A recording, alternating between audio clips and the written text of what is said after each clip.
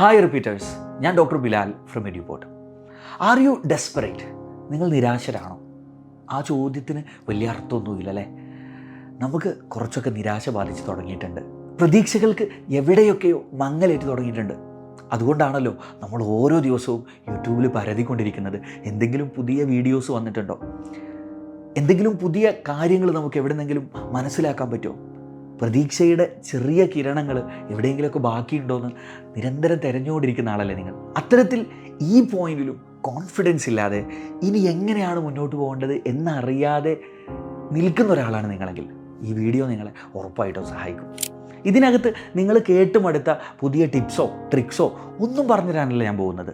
നിങ്ങൾക്ക് തന്നെ അറിയാവുന്ന എന്നാൽ നിങ്ങൾ മറന്നുപോയ ചില കാര്യങ്ങൾ നിങ്ങളെ ഓർമ്മപ്പെടുത്താൻ വേണ്ടിയിട്ടാണ് ഈ വീഡിയോ. നിങ്ങൾ തോറ്റു പോവാതിരിക്കാൻ കൂടി വേണ്ടി ഞാനൊരു അനുഭവം പറഞ്ഞു തുടങ്ങാം. കഴിഞ്ഞ വർഷം ഏതാണ്ട് ഇതേ കാലത്ത് നമ്മുടെ ന്യൂ ഇയർ ഒക്കെ കഴിഞ്ഞ് നിൽക്കുന്ന സമയത്ത് നമ്മുടെ ഇൻസ്റ്റിറ്റ്യൂട്ടിലൊരു കുട്ടി അവൾ എൻ്റെ അടുത്ത് വന്ന് പറഞ്ഞു, സാറേ ഞാൻ ഒരുപാട് പഠിക്കുന്നുണ്ട്, എൻ്റെ മാക്സിമം ഞാൻ ശ്രമിക്കുന്നുണ്ട്, പക്ഷേ എത്ര വിചാരിച്ചിട്ടും എൻ്റെ മാർക്ക് 450 മുകളിലേക്ക് കയറുന്നില്ല ക്യുമുലേറ്റീവ് എക്സാമുകളിൽ. എൻ്റെ ഉപ്പാക്ക് ഞങ്ങൾ 3 പെൺകുട്ടികളാണ്. ഉപ്പ സുഖമില്ലാത്ത പ്രമേഹവും ഹാർട്ടിന് പ്രശ്നമൊക്കെ ഉള്ള ആളാണ്. ഗൾഫ് നിർത്തി വന്ന ആളായിരുന്നു. പക്ഷെ ഇപ്പോൾ എന്നെ പഠിപ്പിക്കേണ്ട ഈ ഒരു കാര്യം കൊണ്ട് ഉപ്പ വീണ്ടും ഗൾഫിലേക്ക് പോയതാണ് എന്നൊക്കെ പറഞ്ഞ് ആദ്യം ചിരിച്ച് സംസാരിച്ച് തുടങ്ങിയ കുട്ടി അവസാനമായപ്പോഴത്തേക്ക് കരയാൻ തുടങ്ങി. ഞാൻ അവളുടെ കഥയെല്ലാം കേട്ടിരുന്നു കുറേ സമയം. എന്നിട്ട് ഞാൻ അവളോട് ചോദിച്ചു, മോളെ നിൻ്റെ ഒരു അവസ്ഥ എന്താണ്? നിനക്ക് എത്രത്തോളം ചാപ്റ്റേഴ്സ് അറിയാം? അപ്പോൾ അന്ന് അവൾ എന്നോട് പറഞ്ഞു, സാറ് എനിക്കൊന്നും അറിയില്ല, ഞാൻ മൊത്തം 0 ആണെന്നാണ് അവളുടെ റിപ്ലൈ വന്നത്. അപ്പോൾ ഞാൻ അവളോട് ചോദിച്ചു, മോളെ നിനക്ക് ഒട്ടും അറിയില്ലേ? ഒരു ചാപ്റ്ററും എല്ലാത്തിലും നീ 0 ആണോ? അപ്പോൾ അവൾ പറഞ്ഞു, അങ്ങനെയല്ല സാർ, എനിക്ക് കുറേ ചാപ്റ്റേഴ്സൊക്കെ നന്നായിട്ട് അറിയാം, എന്നാൽ എനിക്ക് അറിയാത്ത കുറേ ചാപ്റ്റേഴ്സും ഉണ്ട്. അപ്പോൾ ഞാൻ ഓരോ എക്സാമിന് പഠിക്കുന്ന സമയത്ത് ഈ എന്ത് ചെയ്യുന്നറിയാതെ ഒരു ടെൻസ്ഡ് ആയിട്ടാണ് ഞാൻ പഠിച്ചുകൊണ്ടിരിക്കുന്നത്. അതുകൊണ്ട് തന്നെ എനിക്കൊരു പൂർണ്ണമായിട്ടൊന്നും പഠിച്ചു തീർക്കാൻ പറ്റുന്നില്ല. സാർ എനിക്ക് നല്ലൊരു ടൈം ടേബിൾ പറഞ്ഞു തരണം എന്ന് പറഞ്ഞു. അന്ന് ഞാൻ അവൾക്ക് കൊടുത്തൊരു മറുപടി ഉണ്ട്. ഞാൻ അവളോട് പറഞ്ഞു, മോളെ നീ ആദ്യം ചെയ്യേണ്ടത് പുതിയ സ്റ്റഡി പ്ലാനുകളോ സ്റ്റഡി ടൈം ടേബിളുകളോ ഒന്നും ഉണ്ടാക്കുകയല്ല. ഫസ്റ്റ് നീ ചെയ്യേണ്ട കാര്യം, നീ ഏതൊക്കെ ചാപ്റ്റേഴ്സ് നന്നായി പഠിച്ചിട്ടുണ്ട്, നിനക്ക് അത്യാവശ്യം നന്നായി കോൺഫിഡൻസ് ഉള്ള നന്നായിട്ട് അറിയുന്ന ചാപ്റ്റേഴ്സ്. ലുക്ക്, ഈ കോൺഫിഡൻസ് എന്ന് പറയുന്ന ടേം ഭയങ്കര എന്താ പറയുക, ആപേക്ഷികമാണ് കേട്ടോ. നമ്മൾ എത്രയൊക്കെ പഠിച്ചാലും നമുക്കൊരു ലെവലിനപ്പുറം കോൺഫിഡൻസ് ഒന്നും വരില്ല നീറ്റ് എക്സാമിൽ. ഓക്കെ, അപ്പോൾ ഞാൻ അവളോട് പറഞ്ഞ കാര്യം ഇതാണ്, നിനക്ക് അത്യാവശ്യം അറിയാം, കൂട്ടത്തിൽ മെച്ചപ്പെട്ടതായി നിൽക്കുന്ന ചാപ്റ്റേഴ്സ് ഇല്ലേ, അതേതൊക്കെയാണെന്ന് നീ ആദ്യം സോർട്ട് ഔട്ട് ചെയ്യണം. ആ ചാപ്റ്റേഴ്സിനെ നീ മാറ്റി വയ്ക്കുക. എന്നിട്ട് നിനക്ക് ഒട്ടും അറിയാത്ത ചാപ്റ്റേഴ്സ് ഏതൊക്കെയാണെന്ന് നീ കൃത്യമായിട്ട് അതിനൊന്ന് നീ എഴുതി വെക്കുക, ഓരോ സബ്ജക്റ്റിലും.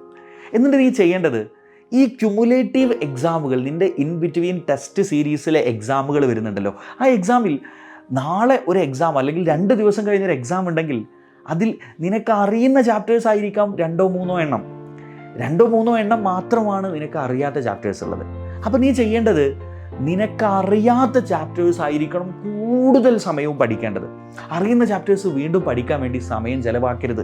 അത് നീ ക്യുക്കായിട്ടൊന്ന് റിവൈസ് ചെയ്യാം, വളരെ സ്പീഡിൽ, മറ്റേതിൻ്റെ ഒരു 5 ഇരട്ടി സ്പീഡിൽ ഇതിനെ റിവൈസ് ചെയ്യാം.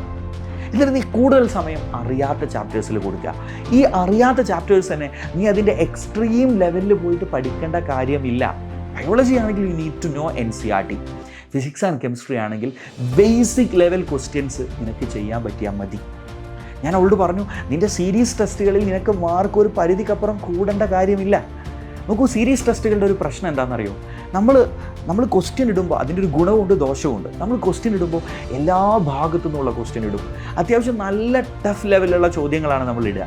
പക്ഷേ നീറ്റ് എക്സാമിലേക്ക് വരുമ്പോൾ ഒരു പക്ഷേ അത്ര ടഫിൽ ചോദ്യങ്ങൾ ചോദിക്കൂല, അത്ര അധികം ഡെപ്തിൽ ചോദ്യങ്ങൾ വരാറില്ല കഴിഞ്ഞ കുറേ വർഷങ്ങളിൽ. പക്ഷേ കോച്ചിങ് സെൻറ്ററുകളെ സംബന്ധിച്ചിടത്തോളം നമുക്ക് നമ്മുടെ കുട്ടികളെ മാക്സിമം കോമ്പീറ്റൻ്റ് ആക്കണം. അവരിവിടെ കുറച്ചുകൂടെ ടഫായുള്ള എക്സാം എഴുതിയിട്ട് അവർക്ക് നീറ്റ് ഇതിലും സിമ്പിളായിട്ട് എഴുതാൻ പറ്റണം. അതിന് വേണ്ടിയിട്ടാണ് നമുക്ക് നമ്മുടെ കുട്ടികൾക്ക് ഏറ്റവും ടോപ്പ് മാർക്ക് കിട്ടാൻ വേണ്ടിയിട്ടാണ് നമ്മൾ ഈ ക്യുമുലേറ്റീവ് ടെസ്റ്റുകളിലും മറ്റും ഈ ഒരു സ്ട്രാറ്റജി എല്ലാ ഇൻസ്റ്റിറ്റ്യൂട്ടും സ്വീകരിക്കുന്നത്. പക്ഷേ ആസ് എ സ്റ്റുഡൻറ്റ് ക്യുമുലേറ്റീവ് ടെസ്റ്റുകളിലെ മാർക്ക് നിങ്ങൾ ഒരു പരിധിക്കപ്പുറം റിലേ ചെയ്യേണ്ട കാര്യമില്ല. നിങ്ങളൊരു ലോ ലെവലിൽ നിന്ന് സ്റ്റാർട്ട് ചെയ്യുന്ന കുട്ടികളാകുമ്പോൾ. അപ്പോൾ അന്ന് ഞാൻ അവളോട് പറഞ്ഞു, നീ അതിലെ മാർക്ക് കൂടുന്നുണ്ടോ എന്ന് നോക്കണ്ട, നിനക്ക് അത്യാവശ്യം ചെയ്യാൻ പറ്റുന്നുണ്ടോ എന്ന് പറ്റുന്ന രീതിയിൽ മാത്രം നീ സിമ്പിൾ ക്വസ്റ്റ്യൻസൊക്കെ കിട്ടുന്ന രീതിയിൽ പഠിച്ചു വെക്കുക, ഒട്ടും അറിയാത്ത ചാപ്റ്റേഴ്സ്. ആ രീതിയിൽ നീ മുന്നോട്ട് പോകുമെന്ന് പറഞ്ഞു. അന്നു മുതൽ അവൾ ആ ഒരു രീതിയിൽ പഠിക്കാൻ തുടങ്ങി. അത്തരത്തിൽ ആദ്യത്തെ സെറ്റ് ക്യുമുലേറ്റീവ് ടെസ്റ്റുകൾ കഴിയുമ്പോൾ തന്നെ അവൾക്ക് ഒട്ടും അറിയാത്ത ചാപ്റ്റേഴ്സ് നന്നായി ഒരു തവണ പഠിച്ചു കഴിഞ്ഞിട്ടുണ്ടായിരുന്നു. പിന്നീട് രണ്ടാമത്തെ സെറ്റിലേക്ക് പോകുമ്പോൾ അവൾക്ക് അറിയുന്ന ചാപ്റ്റേഴ്സ് തന്നെയാണ് എല്ലാം ഒരുപോലെ അവൾക്ക് റിവൈസ് ചെയ്യേണ്ടി വന്നുള്ളൂ. അവൾ റിവൈസ് ചെയ്തു നന്നായിട്ട് തന്നെ അടുത്ത ക്യുമുലേറ്റീവ് സീരീസുകളുടെ ഘട്ടത്തിൽ. അത്തരത്തിൽ അവൾ നന്നായി പ്രിപ്പയർ ചെയ്യുകയും റിസൾട്ട് വന്ന സമയത്ത് ഇന്ത്യയിലെ ടോപ്പ് റാങ്കറൊന്നും ആയില്ലെങ്കിലും ഇന്ന് അവൾ കേരളത്തിലെ ഒരു ഗവൺമെൻറ് മെഡിക്കൽ കോളേജിൽ MBBS പഠിക്കുന്നുണ്ട്. ഞാൻ പറഞ്ഞു വന്നത് മക്കളെ, നമ്മൾ ഓരോ ദിവസവും നീറ്റുമായി ബന്ധപ്പെട്ട യൂട്യൂബ് ചാനലുകളിൽ നിരന്തരം സ്റ്റഡി പ്ലാനുകൾ കണ്ടുകൊണ്ടിരിക്കുന്നുണ്ടാവും അല്ലേ? നമ്മൾ ഓരോ ദിവസവും സ്റ്റഡി പ്ലാൻ കാണുമ്പോൾ ഇന്ന് ഞാൻ ഈ സ്റ്റഡി പ്ലാൻ സ്റ്റാർട്ട് ചെയ്യാൻ തീരുമാനിക്കുന്നു, നാളെ പുതിയ സ്റ്റഡി പ്ലാൻ കാണുമ്പോൾ നാളെ അത് സ്റ്റാർട്ട് ചെയ്യാൻ തീരുമാനിക്കുന്നു, മറ്റന്നാൾ അടുത്ത സ്റ്റഡി പ്ലാൻ കാണുമ്പോൾ അത് സ്റ്റാർട്ട് ചെയ്യാൻ തീരുമാനിക്കുന്നു. എടോ, നിങ്ങൾക്ക് ഒരു പുഴ മുറിച്ച് കടക്കണമെങ്കിൽ നിങ്ങൾ ഒരു തോണിയിലേക്ക് കയറേണ്ടത്. നിങ്ങൾ 4 തോണിയിൽ ഒരേ സമയം കയ്യും കാലും ഇട്ട് കഴിഞ്ഞാൽ എവിടെയും എത്താതെ പുഴയുടെ ആഴങ്ങളിൽ പോയി മുങ്ങി ചത്തുപോകും. Seriously believe me. എടോ, നിങ്ങൾ സ്റ്റാർട്ട് ചെയ്തിട്ടുള്ള നിങ്ങളുടെ ഒരു സ്റ്റഡി പ്ലാൻ ഉണ്ടല്ലോ, നിങ്ങൾ പഠിക്കുന്ന കോച്ചിങ് സെൻറ്ററുകളിൽ നിങ്ങൾ എൻറോൾ ചെയ്തിട്ടുള്ള എക്സാമുകൾ എഴുതാൻ നിങ്ങൾക്ക് തയ്യാറാക്കി തന്നിട്ടൊരു പ്ലാൻ ഉണ്ടല്ലോ, പ്ലീസ് ഫോളോ ദാറ്റ്. മറ്റ് സ്റ്റഡി പ്ലാനുകളും മറ്റുമൊക്കെ അത് ആവശ്യമുള്ള കുട്ടികൾക്കുള്ളതാണ്.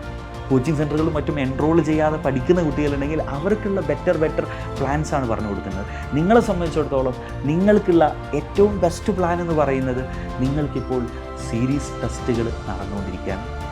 ആ ടെസ്റ്റുകളിൽ നിങ്ങൾ ഓരോ ടെസ്റ്റിനു വേണ്ടി പ്രിപ്പയർ ചെയ്യുക എന്നുള്ളതാണ്. അതിൽ നിങ്ങൾക്ക് അറിയുന്ന ചാപ്റ്ററുകൾ വീണ്ടും പഠിക്കാതിരിക്കുക.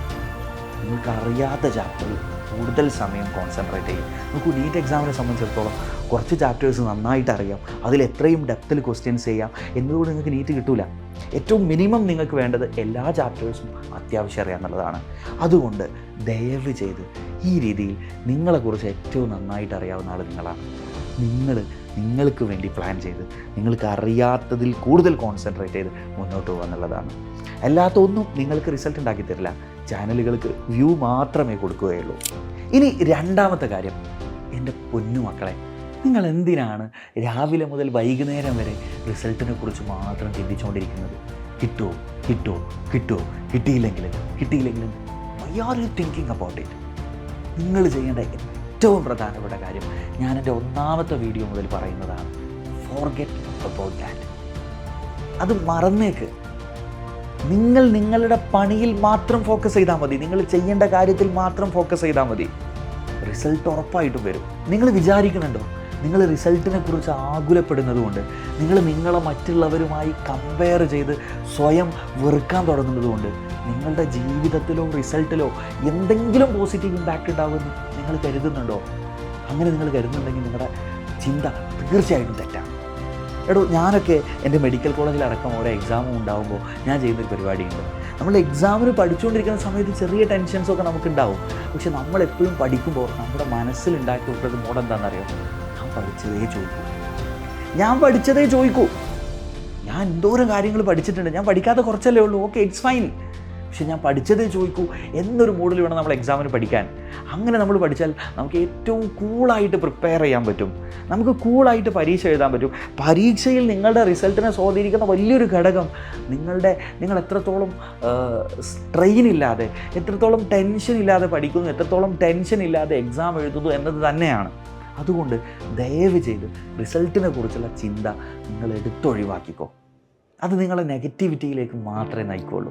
എടാ, നമ്മുടെ ചിന്തകൾക്കും നമ്മുടെ ആറ്റിറ്റ്യൂഡ്സിനും നമ്മുടെ ജീവിതത്തിലെ ഔട്ട്കംസിൽ വലിയ റോളുണ്ട്. ലോകപ്രശസ്ത ചിന്തകനായ റാൽഫ് എമേഴ്സൺ ഒരിക്കൽ പറഞ്ഞു, ഒരു മനുഷ്യൻ എന്താണെന്ന് ചോദിച്ചാൽ അവനെക്കുറിച്ച് എന്താണോ ചിന്തിച്ചുകൊണ്ടിരിക്കുന്നത് അതാണത്. നിങ്ങളെ ബാക്കിയുള്ളവരോട് ഇങ്ങനെ കമ്പയർ ചെയ്തിട്ട് ഐ ആം ബാഡ്, എനിക്ക് മാർക്ക് കൂടിയില്ല, ഐ ആം നോട്ട് ഗുഡ്, അല്ലെങ്കിൽ ഞാൻ കഴിവ് കെട്ട ഒരാളാണ് എന്നൊക്കെ നിങ്ങൾ ഓരോ ദിവസവും ചിന്തിക്കാൻ തുടങ്ങിക്കഴിഞ്ഞാൽ നിങ്ങൾ അങ്ങനെ മാത്രമായിട്ട് മാറും. Stop comparing. നിങ്ങൾ ബാക്കിയുള്ളവരായിട്ട് കമ്പയർ ചെയ്യല്ലേ. നിങ്ങളെ ബാക്കിയുള്ളവർ കമ്പയർ ചെയ്തോട്ടെ, ഫോർഗെറ്റ് അബൌട്ട് ദാറ്റ്. അതിനോ ഇപ്പോഴും ചില പാരൻസൊക്കെ കുട്ടികളെ നിരന്തരമായിട്ട് +2 98 99 ഉണ്ട് എൻ്റെ മോൻക്ക്. എന്നിട്ടും എൻ്റെ കുട്ടിക്ക് എന്താണ് 450 മുകളിൽ ടെസ്റ്റ് സീരീസിൽ മാർക്ക് കയറാത്തത് എന്നൊക്കെ പറഞ്ഞ് ആകുലപ്പെടുന്ന പാരൻസിനെ ഞാൻ കാണാറുണ്ട്. ഞാൻ അവരോട് പറഞ്ഞു കൊടുക്കാറുണ്ട്, +2 എക്സാം പോലെയല്ല നീറ്റ്. ഇതിൻ്റെ ഒരു സ്റ്റൈലും ഇതിൻ്റെ ഒരു രീതിയും വ്യത്യസ്തമാണ്. ആ കുട്ടി പഠിക്കാത്തത് കൊണ്ടല്ല. Is trying is best, but it take time. ഓരോരുത്തർക്കും ഓരോ ടൈമുണ്ട്. ആ ടൈമിലായിരിക്കും അയാളുടെ ആ ഔട്ട്കമ്മിലേക്ക് എത്തുന്നത് ഞാൻ പാരൻസിന് പറഞ്ഞു കൊടുക്കാറുണ്ട്. നിങ്ങളുടെ പാരൻസിന് വേണ്ടി നമ്മൾ വേറെ തന്നെ ഒരു വീഡിയോ ചെയ്യുന്നുണ്ട്. പക്ഷേ മക്കളെ, ഈ ഫോർഗെറ്റ് അബൌട്ട് പാരൻസ്, നിങ്ങൾ അതെല്ലാം മറന്നേക്കും. നിങ്ങൾ പണിയെടുത്തുകൊണ്ടേയിരിക്കുക, റിസൾട്ട് വരും. നിങ്ങൾ ചൈനീസ് ബാംബു ട്രീനെ കുറിച്ച് കേട്ടിട്ടില്ലേ? ചൈനീസ് ബാംബുവിൻ്റെ വിത്ത് നിങ്ങൾ നട്ട് കഴിഞ്ഞാൽ അതിൻ്റെ മുള പൊട്ടി വരാൻ 5 വർഷം എടുക്കും. ഈ 5 വർഷവും നിങ്ങളതിന് വെള്ളവും വളവും ഒഴിച്ചു കൊടുക്കേണ്ടതുണ്ട്. ഈ 5 വർഷത്തിന് ശേഷം പെട്ടെന്നൊരു ദിവസം അതങ്ങ് മുളച്ചു വരും. മുളച്ചു കഴിഞ്ഞാൽ 40 ദിവസം കൊണ്ട് 27 മീറ്റർ ഹൈറ്റിലേക്ക് ആ മരം എത്തും.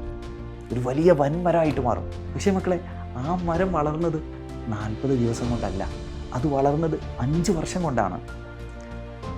ആ വിത്ത് നട്ട് 5 വർഷം നിങ്ങളതിന് വെള്ളവും വളവും നൽകുന്നുണ്ടല്ലോ. ഈ 5 വർഷവും ആ വിത്ത് മണ്ണിനടിയിൽ അതിൻ്റെ റൈസോമുകൾ, അതിൻ്റെ വേരുകൾ ഉണ്ടാക്കിക്കൊണ്ടേയിരിക്കുകയാണ്. ശക്തമായ വേരുകൾ മണ്ണിനടിയിൽ ഉണ്ടാക്കിക്കൊണ്ടിരുന്നത് കൊണ്ടാണ് പെട്ടെന്നൊരു ദിവസം അതിന് പുറത്തു വരാൻ പറ്റിയതും വളർന്ന് വലിയ മരമായിട്ട് ഇത്രയും ഫാസ്റ്റസ്റ്റ് ഓരോ ദിവസവും 1/2 മീറ്ററോളം വളരുന്ന രീതിയിൽ അതിന് വളർച്ചയെത്താൻ സാധിച്ചത്. അതുപോലെയാണ് നമ്മുടെ സ്വപ്നങ്ങളും.